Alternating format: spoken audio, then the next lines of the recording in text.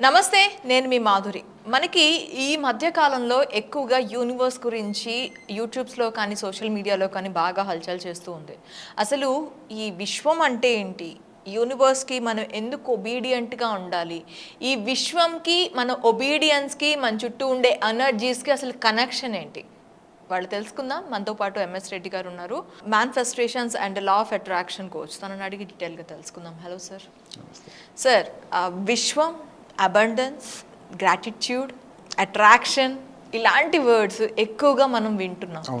విశ్వానికి వీటికి ఉన్న కనెక్షన్ ఏంటి, యూనివర్స్కి వీటికి ఉన్న కనెక్షన్? ఇప్పుడు మీరు అడిగినట్టుగా ఇప్పుడు బజ్ వర్డ్స్ అయిపోయాయి ఇవన్నీ. ఎక్కడ చూసినా సరే, మీరు ఏ యూట్యూబ్ ఛానల్ చూసినా, ఎక్కడ చూసినా కూడా మీకు ఏంటంటే ఇదే డిస్కషన్ చాలా ఎక్కువ జరుగుతున్నాయి. ఏంటంటే ప్రతి ఒక్కరికి నీడ్ ఉంది, ఎస్పెషల్లీ మనీ గురించి.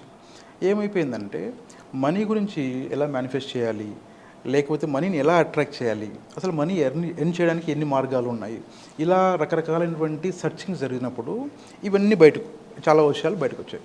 నాలెడ్జ్ అనేది చాలా చోట్ల షేర్ అయింది. కాబట్టి వీళ్ళు కూడా ఏంటంటే ఏంటి అని అంటున్నారు.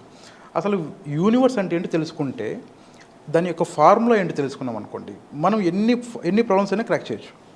ఫర్ ఎగ్జాంపుల్ మ్యాథమెటిక్స్ ఉందనుకోండి. మ్యాథమెటిక్స్లో మీకు ఒక ఫార్ములా వస్తే కనుక మన ప్రాబ్లమ్స్ అన్ని చాలా చేస్తాం కదా. దాని నేచర్ తెలియాలి ఫస్ట్. నేచర్ తెలియాలి, ఆ ఫార్ములా తెలియాలి, ఎలా క్రాక్ చేసుకోవాలనేసి. సింపుల్ ఇప్పుడు నేను చెప్పబోతున్నాను. ఫస్ట్ ఏంటంటే యూనివర్స్ అనేటువంటిది ఏంటంటే, యూనివర్స్ మొత్తం అంతా కూడా ఎనర్జీతో నిండి ఉంది. అది మనకు తెలుసు, మనం చిన్నప్పుడు చదువుకున్నాం. ఎనర్జీ అన్నప్పుడు ఎనర్జీ ఒకటే ఉంది, ఎనర్జీ కూడా ఒకటే ఉంది.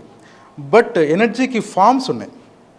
అంటే ఎనర్జీ అనేటువంటిది ఒక రూపం నుండి ఇంకొక రూపానికి మారుతుంది. మీరు ఎనర్జీని క్రియేట్ చేయలేరు, డిస్ట్రాయ్ కూడా చేయలేరు. ఇవన్నీ మనం ఫిజిక్స్లో చదువుకున్నాం చిన్నప్పుడు. సో ఎనర్జీని మీరు క్రియేట్ చేయలేరు, Nether you can create are you can destroy. మీరు రెండు చేయలేరు. మరి ఏం చేయగలం మనము? ఓన్లీ ఒక ఫామ్ నుండి ఇంకొక ఫామ్కి మనం మార్చగలం మాత్రమే. ఓకే, ఈ కాన్సెప్ట్ మనకు అందరికి తెలుసు, చిన్నప్పుడు చదువుకున్నటువంటి కాన్సెప్ట్. అదే కాన్సెప్ట్ ఇక్కడ అప్లై చేసుకోవాలి మనం. ఇక్కడ అదే వస్తుంది. దానివల్లనే మనకు అందుకని ఏంటంటే ఆ థియరీ తెలుసు అనుకోండి, ప్రాక్టికల్ ఏం చేయాలో తర్వాత తెలుసుకోవాలి.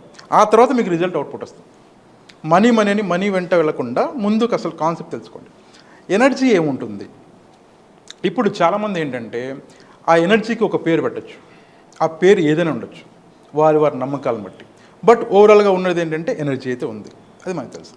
ఈ ఎనర్జీని ఇప్పుడు ఒక ఎఫ్ఎం స్టేషన్ ఉందనుకోండి, రేడియో స్టేషన్ ఏదన్నా, ఒక నెంబర్ ఉంటుంది దానికి, ఒక ఫ్రీక్వెన్సీ. ఆ ఫ్రీక్వెన్సీని నేను కనెక్ట్ చేసినప్పుడే నా డివైస్లో అందులో వచ్చేటువంటి ఏదైనా సరే ఒక ప్రోగ్రామ్గా నేను కనెక్ట్ కాగలను, వినగలను, రిసీవ్ చేసుకోగలను. అవును, అక్కడ ఏమైతే వస్తుందో అది నేను రిసీవ్ చేసుకోగలను. అలా కాకుండా అక్కడ ఏదో వస్తుంది, ఇక్కడ ఏదో ఛానల్ పెట్టాను అనుకోండి, నేను రిసీవ్ ఛానల్లో వచ్చిందో ఆ ఛానల్లోనే మనం వింటాం. ఫర్ ఎగ్జాంపుల్ 93.2, 98 సంథింగ్ ఉందనుకోండి, ఈ రెండు కాకుండా మధ్యలో అక్కడ పెట్టామనుకోండి, మీకు ఏమి వినిపించదు, ఏం రాదు మీకు. అవును, ఎందుకు రాదు? ఆ ఫ్రీక్వెన్సీకి ఏది మ్యాచ్ అయ్యేలా లేదు.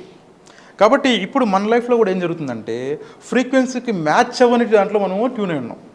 ఓకే, మనం ఏమనుకుంటున్నాం అంటే ఏదో ఒకటి పెడితే ఏదో ఒకటి వస్తుంది కదా అనుకుంటే రాదు. మీరు ఏది కనెక్ట్ చేసుకోవాలనుకుంటే దాన్ని కనెక్ట్ చేసుకుని దాన్ని ట్యూన్ చేసుకుంటేనే మనకు వస్తుంది. కాబట్టి చాలామందిలో ప్రాబ్లం ఏంటంటే ట్యూన్ చేసుకోవడం తెలియదు. డివైస్ ఉంది, డివైస్ అందరి దగ్గర ఉంది, ట్యూన్ చేసుకోవడం తెలియట్లేదు. ట్యూన్ చేసుకోగలిగితే మనకు వస్తుంది. అయితే ఈ ఎనర్జీని కూడా మనం ఏమంటున్నామంటే ఫ్రీక్వెన్సీ రూపంలో అంటున్నాం.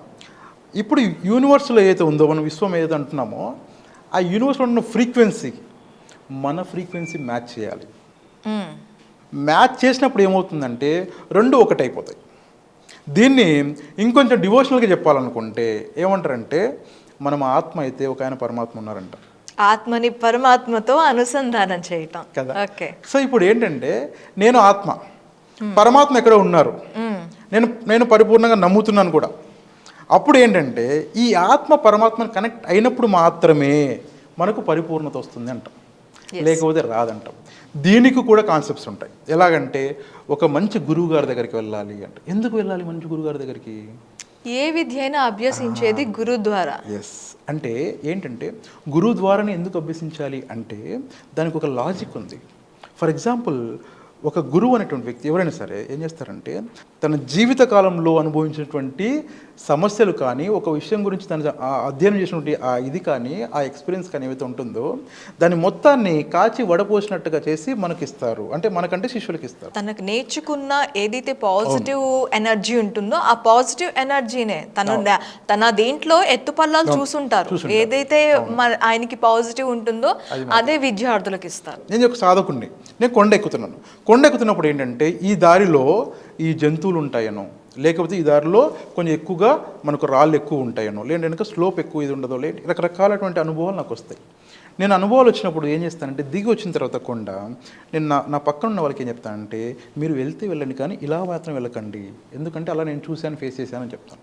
నెక్స్ట్ టైం కూడా మళ్ళీ వెళ్తాను, నేను మళ్ళీ ఇంకో దారిలో వెళ్తాను. ఇలా 10 దారులు నేను ట్రై చేసి ఉంటాను, ఏది బాగుంది అని చెప్పేసి. ఈ 10 దారులు నాకు అనుభవం నాకు వస్తుంది. నేనేం చెప్తాను అంటే నాకు నెక్స్ట్ తరానికి కానీ నా పిల్లలే ఉన్నారు అనుకోండి, లేదు నా తరం ఏదైనా వస్తారు అనుకోండి, నెక్స్ట్ తరము వాళ్ళకి ఏం చెప్తాను అంటే నాన్న ఇలా వెళ్ళకు, ఇలా వెళ్ళకు, ఈ 10 దారులు కరెక్ట్ కాదు, ఇందులో ఇంకొక దారి ఉంది, అక్కడైతే నువ్వు ఈజీగా వెళ్ళగలవు అని చెప్తాను. అదే గురువు యొక్క పని, ఏ గురువు అయినా సరే, అది డివోషనల్ కానీ బయటైనా కానీ ఏదైనా సరే. అందుకనే ఏంటంటే మనం ఒక గురువుని ఆశ్రయించాలి. అయితే ఏంటంటే ఆశ్రయించడం అంటే ఏంటంటే వారి నాలెడ్జ్ మాత్రం మనం తీసుకోవాలి, వాళ్ళ ఎక్స్పీరియన్స్ మాత్రం మనం తీసుకోవాలి. ఇప్పుడు ఈ విశ్వానికి కూడా అంతే. ఏంటంటే విశ్వము మనము కనెక్ట్ అవ్వాలంటే నేను కనెక్ట్ కాగలిగితే సూపర్ అండి, ఇది కూడా ఒకటి ఉంటుంది, సెల్ఫ్ కాన్షియస్నెస్ ఒకటి ఉంటుంది. అది చాలా తక్కువ మందికి వస్తుంది. మీరు బాగా అబ్జర్వ్ చేయండి, చాలా తక్కువ మందికి మాత్రమే. అంటే కొన్ని వేల మంది గురువు ద్వారా, కొన్ని లక్షల మంది కానీ గురువు ద్వారా వాళ్ళు కాన్షియస్నెస్ వస్తారు. అంటే అలా కాకుండా సెల్ఫ్ వచ్చిన వాళ్ళు ఒకరిద్దరు ఉంటారు, కానీ వీళ్ళు లక్షల మందిలో ఉంటారు. అంటే ఏంటంటే ఈ దారి ఈజీ, ఈ దారి ఏది ఉంటుందో ఒక గురువు ద్వారా వెళ్ళే దారి మనకు చాలా ఈజీగా ఉంటుంది. మనకు మనమే అర్థం చేసుకోవాలంటే కనుక చాలా టైం పడుతుంది, ఒక్కోసారి వర్కౌట్ కూడా కాకపోవచ్చు, లైఫ్ టైం కూడా పోవచ్చు. కాబట్టి ఒక గురువుని ఆశ్రయించాలి. అలాగే ఒక విశ్వాన్ని మనకు కనెక్ట్ చేయాలన్నా కూడా ఒక గురువు అవసరం. అయితే ఆ గురువు ఏం నేర్పిస్తాడు మనకు అంటే విశ్వంతో నువ్వు ఎలా కనెక్ట్ అవ్వాలి. ఫస్ట్ విశ్వం అంటే ఏంటి, నువ్వంటే ఏంటి, నువ్వు కూడా విశ్వంలో వేరే కాదు, విశ్వంలో నువ్వు కూడా భాగమే, విశ్వంలో నువ్వు కూడా భాగమే. ఇప్పుడు ఏంటంటే విశ్వం అంటే మొత్తం అంతా వ్యాపించింది, అణువణువున ఉంది అంటాం కదా. పరమాత్మను కూడా ఏమంటాం మనము, అణువణువున వ్యాపించాడు పరమాత్ముడు అంటాం మనం, దేవుడిని నేను ఏదో చెప్పినప్పుడు అంటారు కదా. అలాగే విశ్వం అణువణువున వ్యాపించింది, ఆ అణువులో నేను కూడా ఉన్నాను. ఓకే, కాకపోతే నేను దాంతో కనెక్ట్ అవ్వాలి కదా పూర్తిగా. అంటే నేను ఏం కావాలనుకుంటున్నా తీసుకోవాలి కదా, తీసుకునేటువంటి ఒక దారి కావాలి. మీకు ఒక నది ఉందనుకోండి, ఒక నదిలో నేను దిగాను అనుకోండి, నదిలో మొత్తం అంతా వాటరే ఉన్నాయి. ఓకే, సో కాకపోతే నువ్వు ఒక ప్లేస్కి వెళ్ళాలనుకున్నావు అనొచ్చు. విశ్వంలో మనము ఉంటే కనుక మన మీద మళ్ళీ సపరేట్ కనెక్ట్ అవ్వడం ఏంటి, లేదా మన మీద సపరేట్గా ఒక ప్రాసెస్ చేయడం ఏంటి, ఎందుకు అవసరము అంటే మీరు డెస్టినేషన్ ఎక్కడికన్నా వెళ్ళాలనుకుంటే ఓకేనా ఖచ్చితంగా ఒక దారి తెలియాలి. అలా కాదు నేను నీళ్ళలో ఉన్నా నాకు ఓకే అనుకుంటే ఉండొచ్చు. ఇప్పుడు మీరు ఎలాగైతే ఉన్నారో అలా ఉంటే విశ్వంలో ఉన్నారు, మీరు విశ్వంలో లేకుండా పోలేదు. అంటే ఈ కోర్స్ నేర్చుకుంటేనో లేదంటే ఈ విశ్వం తెలుసుకుంటేనే అని కాదు, మీరు ఆల్రెడీ విశ్వంలో ఉన్నారు. కానీ మీకు ఏదైనా కావాలంటే, ఒక దారి వెళ్ళాలంటే మాత్రం మీరు ఖచ్చితంగా ఒకటి చేయాలి. ఇప్పుడు మంత్రశాస్త్రం ఒకటి ఉంటుంది నార్మల్గా తీసుకుంటే. ఇప్పుడు సార్ విశ్వము లేదంటే కనుక పరమాత్మ అనుకున్నాం అనుకోండి, ఆత్మకి పరమాత్మకి ఒకటే లింక్ ఉంది, మనం సపరేట్ కాదు, ఆత్మలో మనం అంత ఏమంటారు పరమాత్మలో మనం కూడా ఒక భాగమే అన్నప్పుడు మరి మంత్రాలు ఎందుకు, ఈ సాధనలు ఎందుకు అని అడుగుతాం కదా. సో ఇప్పుడు మీరు మామూలుగా ఆత్మ పరమాత్మ కనెక్ట్ అవ్వాలనుకుంటే ఏ మంత్ర సాధన అవసరం లేదు. ఓకే, కానీ ఈ విశ్వంలో మీరు ఏదైనా అచీవ్ చేయాలనుకుంటే అది ఏదైనా ఎనర్జీ కావచ్చు, డబ్బులు కావచ్చు, శక్తి కావచ్చు, ఏదైనా సరే సూపర్ న్యాచురల్ పవర్ కావచ్చు, ఏదైనా కావాలంటే మాత్రం మీరు ఖచ్చితంగా ఒక సాధన చేయాలి. భగవంతుడు అన్ని చోట్ల ఉన్నాడు, కానీ మీకు ఏదైనా అచీవ్ చేయాలంటే ఒక సాధన చేయాలి. ఏం అచీవ్ అక్కర్లేదండి, నేను ఆల్రెడీ ఉన్నాను, నా ఆత్మ నా పరమాత్మ నాకు చాలా అనుకుంటే కనుక మీకు ఏ సాధన అక్కర్లేదు. అలాగే విశ్వంలో మీరు ఉన్నారు కాబట్టి మీకు ఏమీ అక్కర్లేదు అనుకుంటే మీరు ఏ సాధన చేయక్కర్లేదు. కానీ మీకు ఏదైనా కావాలంటే అది ఏదైనా కావచ్చు, మనీ కావచ్చు, హెల్త్ కావచ్చు, ఇంకేదైనా కావచ్చు, పవర్ కావచ్చు, ఏదైనా సరే మీకు కావాలంటే మాత్రం ఒక సాధన చేయాలి. ఓకే, ఆ సాధనకే మనం నేర్చుకునేటువంటి టెక్నిక్స్ కానీ ఏదైనా ఉంటాయి అన్నమాట. Okay sir, thank you very much.